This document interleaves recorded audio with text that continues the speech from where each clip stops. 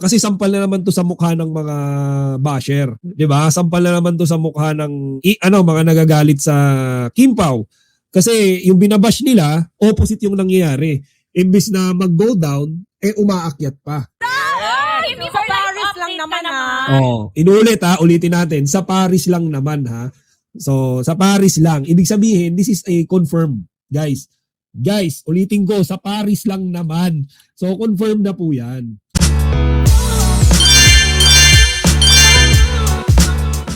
Spell? Ay, nako, basta yung sinabi mo. Ayun. So, guys, actually, here's the exact scene. So, guys, napakagandang balita nito. Okay? And I'm telling you, sampal na naman sa mukha to ng mga bashers. Lalo na doon sa dalawang nakaduster. Yung isang nakaduster doon. Tapos yung isang pinagbubuntis si Undin. Tapos yung isa namang white lady na mukhang kapre. So guys, sampal sa mukha nila to. Because this is another success for our Chinita Princess. Okay, so tingnan nyo kung gaano siya nire-respeto at kinakabiliban ng kanyang mga fellow host sa It's Showtime. So, basically guys, another achievement for Kimi. Why? Because she just attended a comprehensive international training on marketing. Okay, that's a dream come true for any businessman. Ako personally, I'm dreaming to have that. Di ba?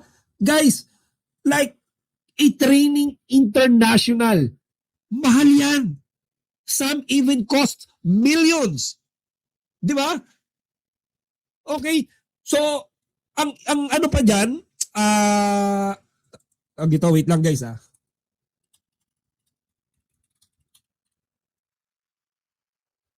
Wait lang guys napuputol yung internet ko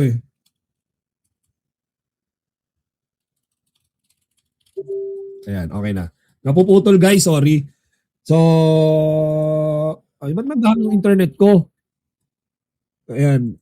Sorry guys napuputol yung internet ko and I don't know why. Hindi ko alam kung dahil ba rito. Ayan. Okay, hindi ba napuputol guys? Uy, konbanwa, chika patrol. Ayan. Di ba napuputol yung internet ko? Ba't no? Okay naman to. Ano to? Ito ba ito? Ayan ba yun? Ayan. Ayan, okay na guys, okay na. So, ayun guys, so, panoorin natin tong video na to. Uy, sorry madam, Rebelin Starkey, meron tayo, sorry dun sa mga, medyo na late ako guys. Alam nyo naman, di ba? Alam nyo naman yung problema natin sa araw-araw. Lagi tayong, dito guys, bugbugan dito. Di ba? Ako rin guys, yan ang lagi kong problema guys Di ba? Problema ko lagi is, bugbugan. Di ba? Kaya nga ito, di ba? Nakikipaglaban na naman tayo dito. Ayan, paglaban na naman tayo. So, ayan, guys. Play natin to, guys. Ayan. Ang live ng DTT Saturday, Sunday. Ayan. So, play natin to. Panoorin natin. Putol-putol to, para ma-prevent yung copyright. Okay? Ayan, natin na si Kimi, guys. Kung paano nila na-appreciate. Kimi, congratulate natin. So, ayan narinig niyo yung sinabi ni Tiang Abi, guys. Ulitin ko.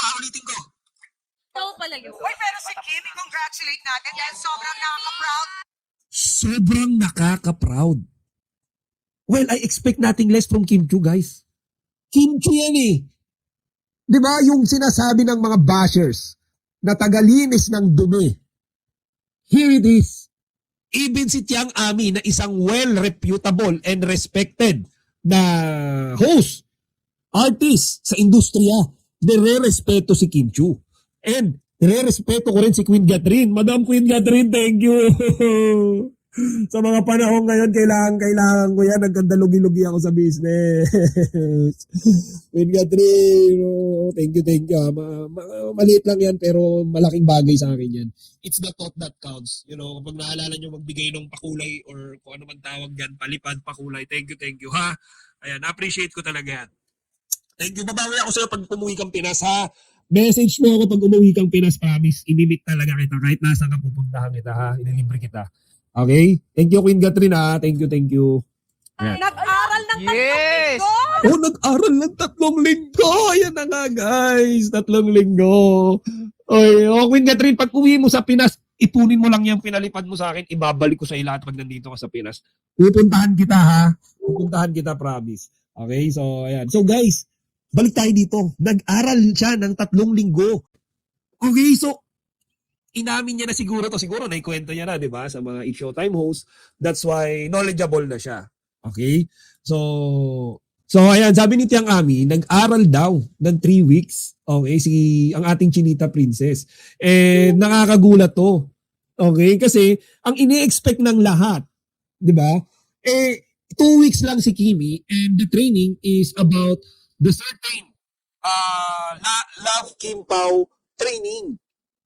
'Di ba yun naman talaga yung plano from the start, sabi ni Sir EJ Salud. Okay? Ngayon, ang nangyari is instead na sa Love Kim Pao, ang nangyari, about pala sa personal career training. Hindi pala career, sorry. Business training. Di ba? About pala business training, guys. So, nakakatuwa kasi this is another successful accomplishment for our Chinita Princess, guys. Tinitingala na kasi si Kimi sa industriya ng showbiz. And this time, parang ang gusto niyang patunayan is yung tawag dito, yung showbiz naman. 'Di ba? Yung showbiz. Yung career naman sa business. Okay? So, guys, ito yung nakakatuwa diyan. Kasi sampal na naman to sa mukha ng mga basher. 'Di ba? Sampal na naman to sa mukha ng mga nagagalit sa Kim Pao. Kasi yung binabash nila, opposite yung nangyayari. Imbis na mag-go down, umaakyat pa. 'Di ba? Kimi, sa Paris lang naman Ulitin natin. Sa Paris lang naman, ha. So, sa Paris lang. Ibig sabihin, this is a confirmed, guys. Guys, ulitin ko, sa Paris lang naman. So, confirm na po yan. Di ba? Confirm na po yan. So, ulitin natin. Paris. Grabe naman yun, pero Sabi pa ni Bong sa Paris o sa Paris?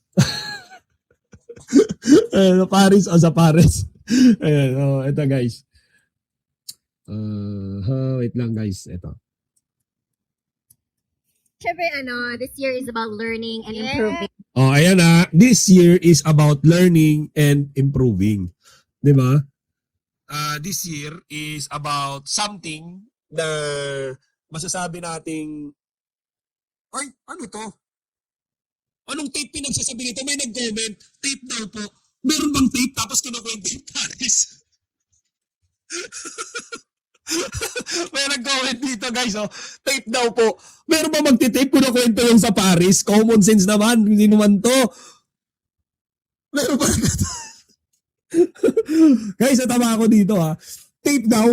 Paano magiging tape yan? Ang kinukwento ni Kimi dyan, Paris. Bakit nag-Paris ba si Kimi anytime before Holy Week? Ba't kailan ba tinape yan na si Kimi yung pumuntang Paris?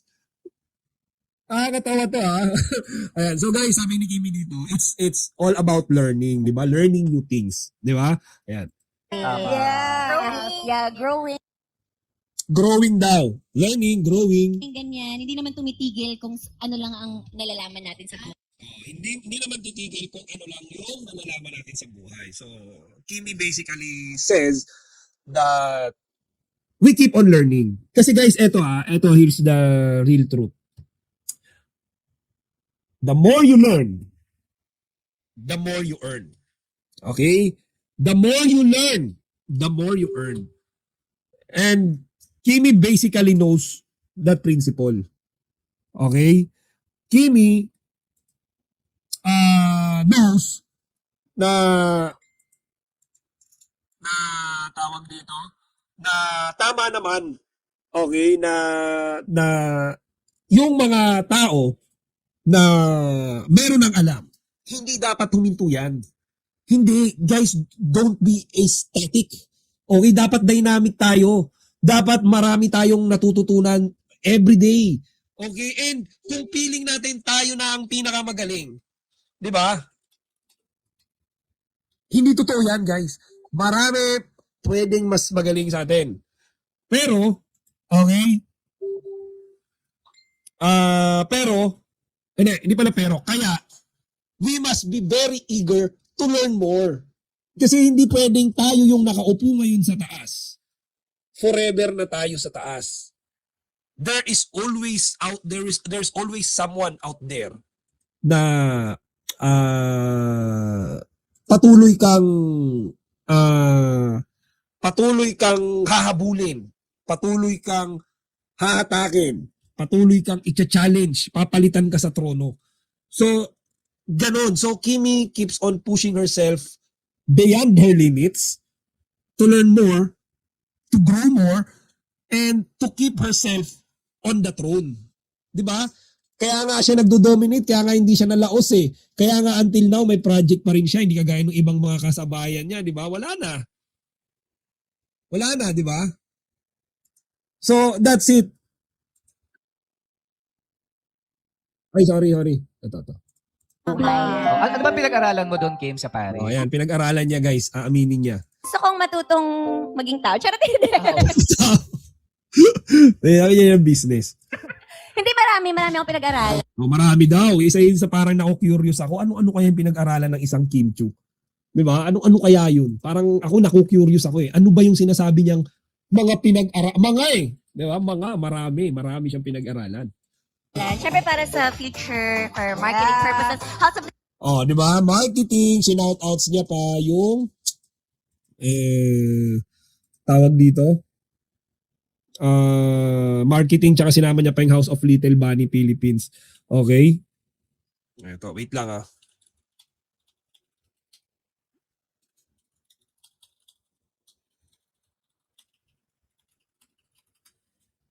Yan. So, tuloy natin to.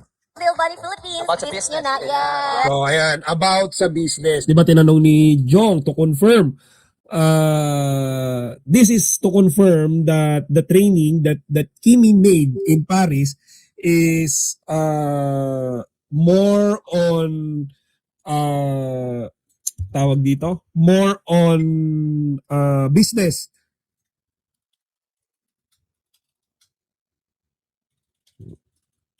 Yan. Agree ako sa'yo, Queen Catherine. Ano ba sinabi ni Queen Catherine? Grabe, dami nilang ganap sa Paris, kaya napunta ng Paris si Kimi kasi hindi makapag-work si Pau. Kaya nga, guys duda akong training lang to eh. Meron ding dating dyan. Meron ding coffee-coffeeing dyan, loving-loving, crusainting, coffeeing. Di ba?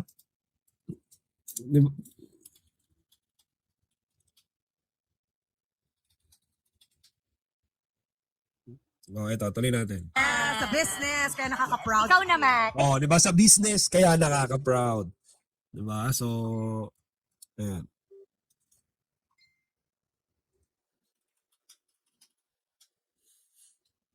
Wisdom is more significant. It is applied knowledge rather than merely intelligence.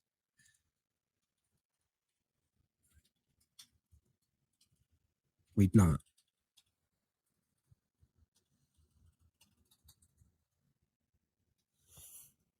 Nung tinanggap ni Paolo ang movie with Nadine, planado na nila ni Kim kung paano makapunta si Kimi na productive at pagpunta. Oh guys, tama si Madam Revelyn. Alam niyo Madam Revelyn Starkey, I completely agree with you. This was already planned even before the shoot with Nadine Lustre. Totoo yan guys. I think pwedeng si Kimi ay may schedule talaga na training sa Paris. And then when Paolo and Nadine were asked, saan country nyo gusto mag-shoot? Unanimously, they said, Paris. Why? Dahil kay Paolo, Kimi's there. Kimi will be having her training there for 3 weeks. And for Nadine naman, my boyfriend lives there. I have a vacation house there. I know Paris. So, everyone agreed. Let's go Paris. 1 month. Paris, shooting, training, and bonding, couple date, and all. Kaya saktong-sakto, di ba? The entire March, early celebration, Di ba? Early birthday celebration for Kimi and Paolo. So, ayan, nakakatuwa guys, di ba? Tawag dito. Ito yung parang sinasabi ko na minsan, akala natin hopeless na. Di ba? Akala natin, tapos na yung laban. Akala natin, wala na, hanggang ganito na lang ang Kim Pao. Yun pala, there's is a surprise waiting for all of us. Di ba? Kaya pala sila ang tagal na nahimik kasi pagsabog nito, sasabog sa mukha ng mga basher to. Pahiya yung DTT.